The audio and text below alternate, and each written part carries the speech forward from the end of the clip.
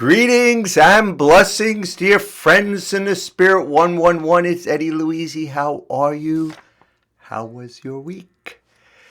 We are celebrating this weekend, the second week of Lent. And for the next 4 or 5 weeks, that's what I'm going to be chatting about. And today's theme is called This Walk with God. I had another theme called Grow Closer to God, but it's all getting closer, walking with God. So you could pick your own theme if you like, but I'm calling it This Walk with God. This is season 3, recorded on March 6th, episode 10 in the podcast world. So I am going to start with the reflection from dailyword.com, Unity. With gratitude, I begin my Lenten journey. Ash Wednesday marks the beginning of Lent, a spiritually rich period of contemplation and discovery. The Lenten season is fertile ground in which to plant new seeds of growth. Oh, that could have been the title too. I like that. Just as I would pull weeds before planting a beautiful garden, I give up negative thinking to make room in my consciousness for loving, empowering thoughts. If I discover insecurities or self-doubts, I release them so I can better live from my divinity. If someone or something triggers an angry flash, I see the encounter as an invitation to forgive.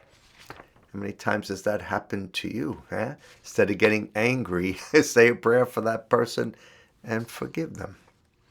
As I embark upon my Lenten journey, I am mindful that I am not trying to become something I'm not. Rather, I am freeing myself to better embody all that I truly am. The divine is within, right? I am deeply grateful to embark upon this walk with God. Walk this way. Okay, stop. And from Isaiah 58:6, is not this the fast that I choose? To loose the bonds of injustice, to let the oppressed go free. I am going to share a little post that was on Facebook from my dear friend, Deacon Paul Stoltz. I've known Paul at St. Peter's Church for many years, his beautiful family.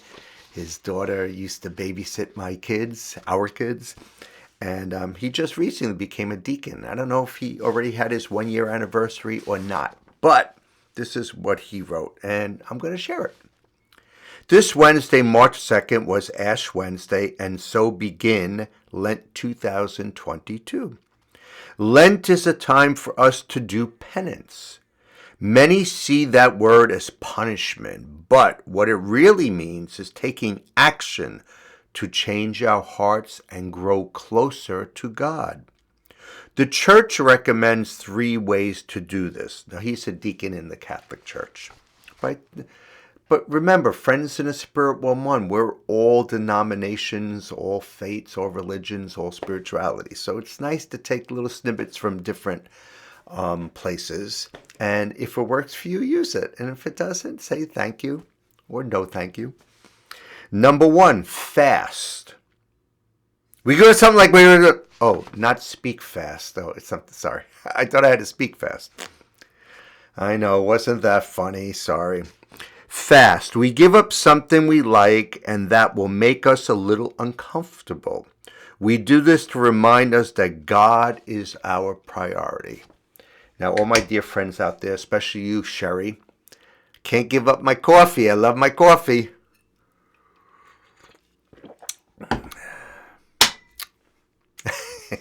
Number 2, pray more. In doing something, we often give up fast from something else. So if I get up earlier to pray, I give up extra sleep to spend more time with God. Now, you know me, I work for Good Morning America, so I can't give up sleep. And I need this beauty sleep. So it's like, some of you might have seen my black nail. Have you seen my black nails? Guess why? Now, yes, I am a guitarist, and I do have over there a black guitar, so it would work pretty cool. But no, last weekend I went to my dear friend Nas's salon, Karma Organics in New Jersey, and with my daughter Ella, and we had a daddy-daughter day, and we both had mani-pedis, manicures and pedicures, and I felt so badly for the woman who did my feet, but she really worked. She worked hard. My daughter's 15. She's like done in like 15 minutes, and this woman is still sweating and scrubbing or whatever. But I put color. I have black on my fingers, and I have navy blue on my toes. Do you want to? I got socks on. You can't see. I've had mani-pedis before. Never had color. Always had just like clear. But I told my daughter, should I put some color? She goes, go for it, Dad. And then I said, maybe I'll just put black on my pinky. And she said, Dad, if you're going to do it, go all the way. So I said, okay. And I played at church and a lot of senior citizens, so I don't know if they saw me and were rolling their eyes or what. I work at Good Morning America, so I cue 5, 4, 3. So, a couple people noticed, said something, but everybody was cool. So we'll see. So that's my sharing. And the last one. Sorry, Deacon Paul. Number 3, give alms or charity. Money, yes, but not just money, time, effort, energy. This reminds us that the world is not just us and that we have an obligation to take care of our brothers and sisters in Christ who are in need. So that's from Deacon Paul Stoltz, a Catholic deacon, St. Peter's Church. So you all know I had 3 minutes a day. It's a big prayer book. It's a daily prayer book from the Christophers. Tony Rossi every year blesses me with that book. I used to be the TV director there. So starting on Lent, there was some stories. So I have 1, 2, 3, 4 of them. And that was going to be this talk. It was going to be a short one. I'll look at the time, and I don't see a time anymore. Oh, I do see a time. I'm 7 minutes in.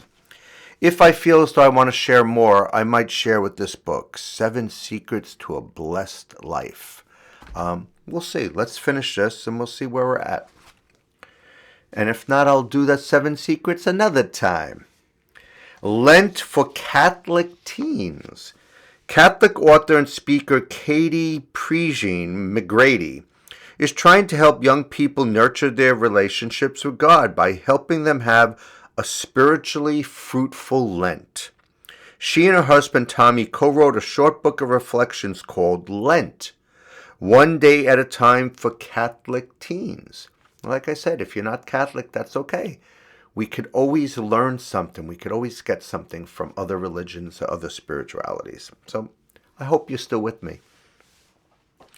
Based on her experiences as a high school teacher, Katie said on Christopher Close-Up, young people just see Lent as a checklist. No candy, no soda, maybe no Netflix if they're super spiritual. But how can we get them to pray to the Lord, to actually think about what's going on in their journey of faith? Maybe ways that they can more deeply invest in their personal spiritual journey, right? That's good. Katie hopes that the spiritual journey that teens begin during Lent continues afterwards. She said, my hope is that a young person says, I like reading the Bible now. I like talking to Jesus first thing in the morning. There's a few challenges in there about helping out around the house, doing the dishes for your mom or dad. Hopefully those things would continue.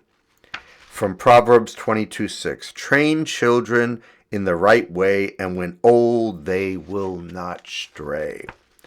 And the little prayer, guide me in my journey toward you, Lord. The next day, practice self-discipline this Lent, part 1. Father Mark Villano, writing at CatholicMom.com, didn't even know that existed, praises the self-discipline we are asked to follow during Lent. Specifically, he points out 2 ways of fasting that can turn us into better people who are closer to God. Now remember, in our spirituality, we are perfect, right?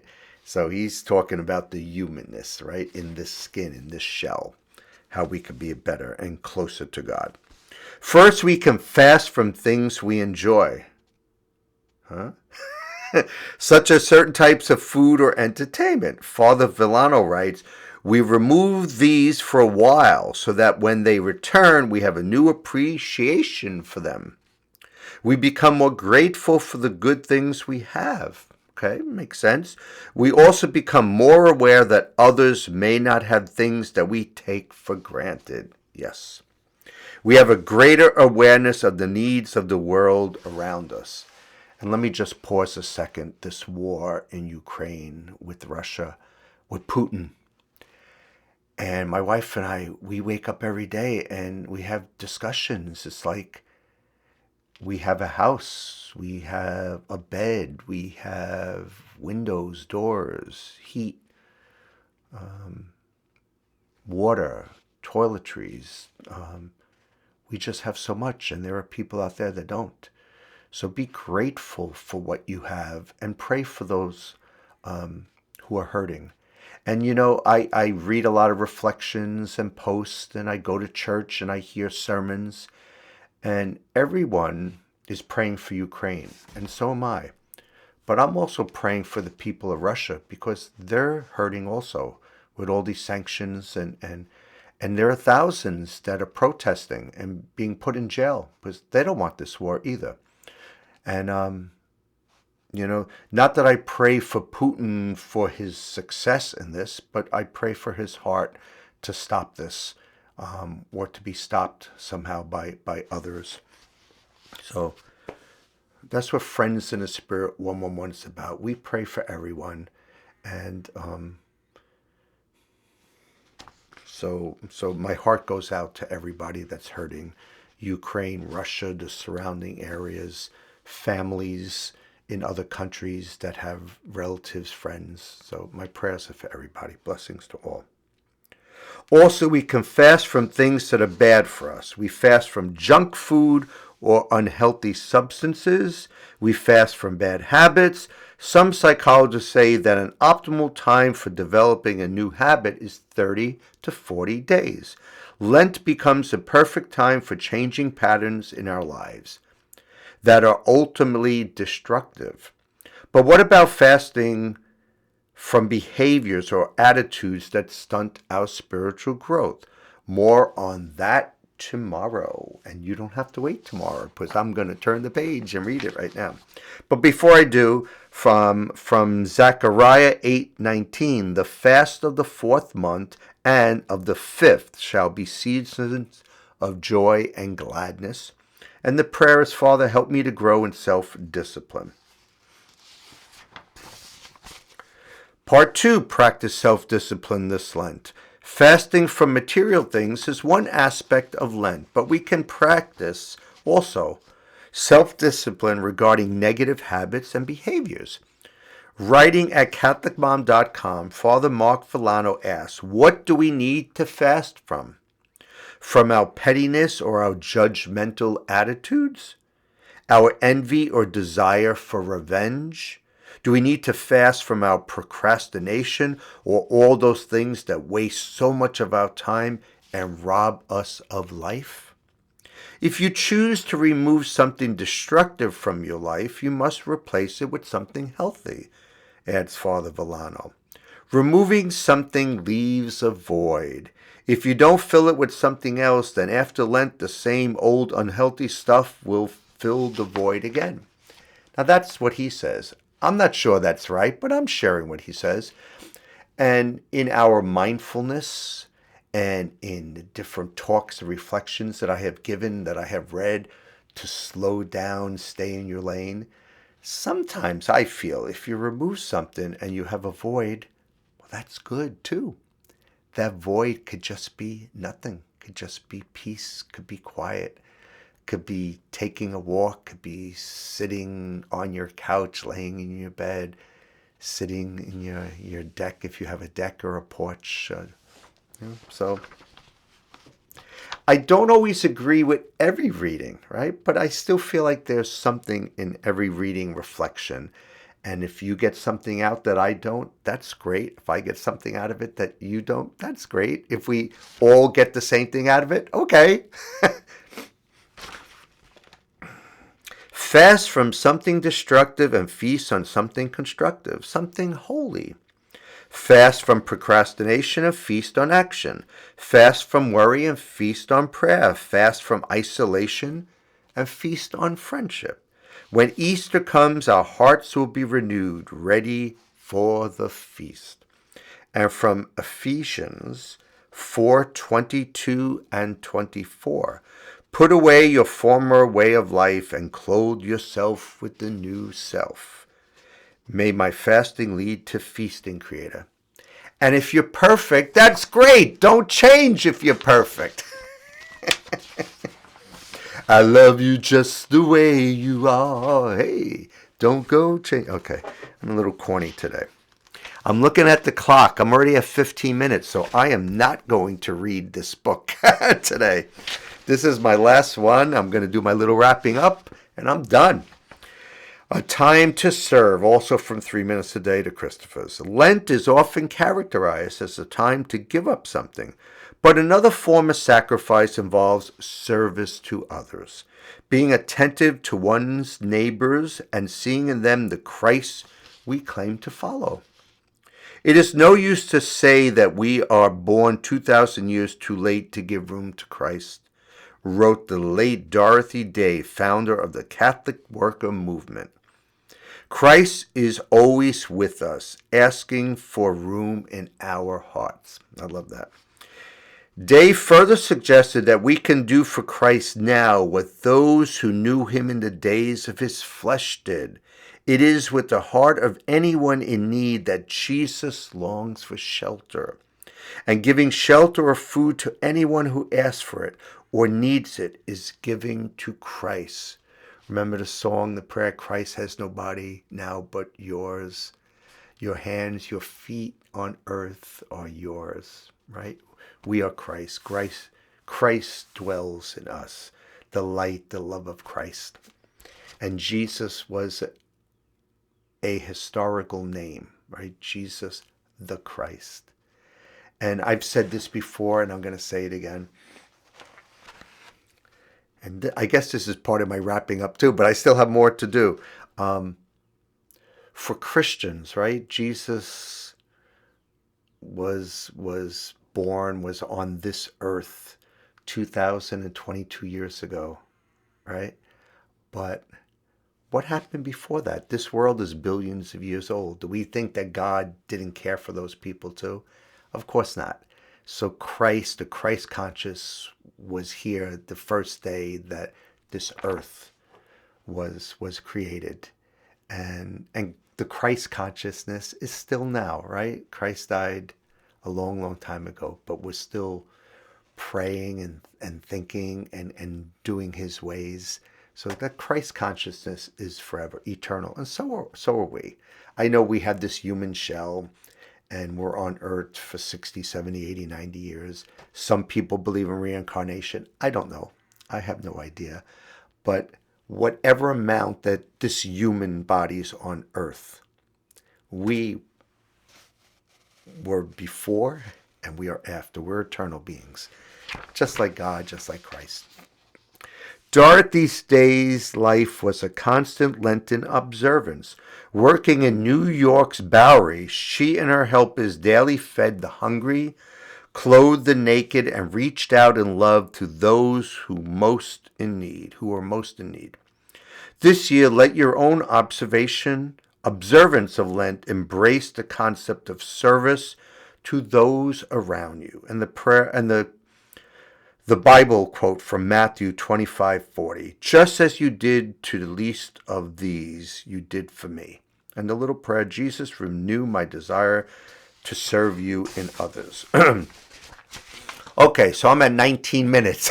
I must have did a lot of ad-libbing because I really didn't have a lot of papers here.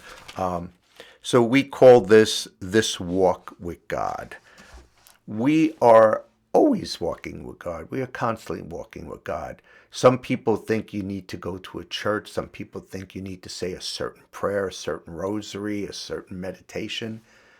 but we always are with God. We are always walking with God. So how do we get closer to God? Just be aware. Just be aware. I wake up, I have certain prayers, certain things that I say, certain reflections right in my bed before I get up. I read reflections when I get ready for work. When I go out my door, I have certain prayers and certain things that I say. When I drive, I do and see certain things and say certain prayers. It's a constant thing. God is your friend, right? There's a song, Friend of God. I am a friend of God. And there are people who believe God is all powerful, majestic, and on the throne, and that's fine. God bless you. I just believe God is everywhere. God is love. God is within us. And I constantly talk to God because you look around, nobody's here. It's early in the morning. I'm recording this. My family's still sleeping. And I have two daughters in California, a son in Germany. So right now, in my humanness, I am alone. But I am never alone because God walks with me and I walk with God. And during this Lenten season, if you practice Lent or not, try to get a little closer to God. Okay? Just a little bit. And it's interesting because some of these readings, reflections have Lenten observances and things you could do or not do. And it's almost like New Year's resolutions, right? You make a list and then you try and then maybe you break it and then you feel guilty. If you have some Lenten observances and you're trying to do things or you're taking things away and you mess up, it's okay. It's okay. In the humanness, we mess up, but in our spiritualness, we are absolutely perfect. So just try to go within, try to be one with that spiritual perfection, that Christ dwelling inside of you. Be that light of Christ, that joy. Do little things that you don't have to do major big things. You don't have to be on national TV and movies and have 1 million followers on social media. The other day, if you saw my Facebook post, I went to an elementary school, first grade class, and I read to like 15 kids a book from my dear friend Lindsay Davis of ABC News. And it was wonderful. And it was such a fabulous experience when I drove into the parking lot because West Haverstraw Elementary, it's like in the middle of this little town, so you don't see it on the main road, and then you drive in, and it's quiet and it's peaceful, and then you go in, and there's the security person, you check in, and the kids are there, and the teachers, and Chrissy was there, the teacher, and she waved to me. I went to her class. It was wonderful, and I really enjoyed it. And I have always known that I like school. I don't like tests, and I don't like homework, but I love school. I love learning. I love being in the environment, especially for kids. And, I'm 62, so I'm past all that education. But if you're in school 6, 7 hours, that's it. You're done. What do you have to go home and spend another 2 or 3 hours doing homework and you're exhausted and you're tired? And then if you don't understand it, your parents have to get involved. So any teachers out there, no more homework. Any administrators, no more tests. Just have the kids go to school and enjoy themselves and learn and be happy and go home and be kids. But I always said that in a few years when I retire, and Lizzie and I are talking about going to Cape Cod to retire because that's where she grew up as a child, that I want to get involved in a school. And I thought it would be higher education, college, university. And I don't want to be a boss. I don't want to be a teacher. I don't want to have all that responsibility. If it's a college situation and it's a TV class or something with ministry, since I'm a guitarist, I just want to be in the background. I want to be an assistant, an aide. But then I was in the first grade and it was wonderful. And so something school-wise, volunteering, or if it's a little paid job, whatever God's holy will is. But just wanted to share that with you. You could help out. You could do wonderful things. service to others in many, many ways. And I know there's a lot of people out there. You might be elderly and you might be alone, or you might be in assisted living nursing home. God bless you. I know there's children out there that are taking care of parents, elderly parents. God bless you. It's all service, right? You might be a worker in a nursing home or assisted living or hospital or in a school or a bus driver, or in a church. You could do service anywhere, right? In your own house, as soon as you walk out the door of your neighborhood. So thank you for listening to me. I thought this was going to be a short talk. I'm looking now, it's 25 minutes. Holy mackerel, Eddie, you can talk. But thank you for listening. Stay blessed and a blessing. Share your faith with family and friends. Cue the spirit. Namaste. Thank you.